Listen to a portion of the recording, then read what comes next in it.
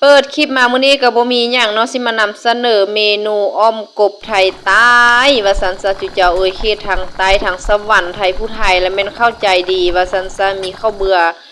อ้อมใส่กบใส่หมักบวบใส่ผักขะแยงว่าซั่นซะมีผักขะแยงใส่แล้วก็มีคักแท้มันมีหน่อสานใส่เพิ่นว่าซั่นแซ่บขมอำล่ำหน่อยนึงไผบ่เคยกินแด้จุเจ้าเอ้ย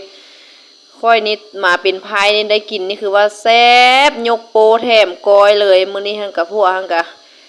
เพิ่นก็ได้สูตรมาจากแม่เพิ่นเลยเนาะแม่ย่าคนทางใต้เด้ทางสวรรค์ว่าซั่นอ้าวยั่วๆว่าซั่น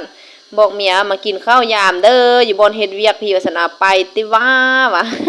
เพิ่นก็สิลงโซสี่มือว่าซั่นเป็นแนวร้ายแม่มาห้ามแซ่บบ่ว่าซั่นโอ้ยสุดยอดว่าซั่นเด้เพิ่นว่าโอ้ยน้องพี่น้องเมียมานี่บ่เอิ้นเลยก็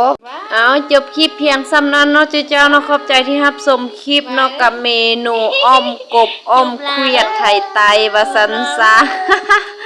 ขอบใจเด้อบายแน่ลูกบายจุ่มลาเด้อบายบายอย่าลืมกดไลค์กดติดตามเพจได้เด้อว่าต่อไปสิเฮ็ดเมนูอหย่างหั่นน่ะจุเจ้าเอ้ยอย่าฟ้าวรำคาญกันว่าซั่นซะ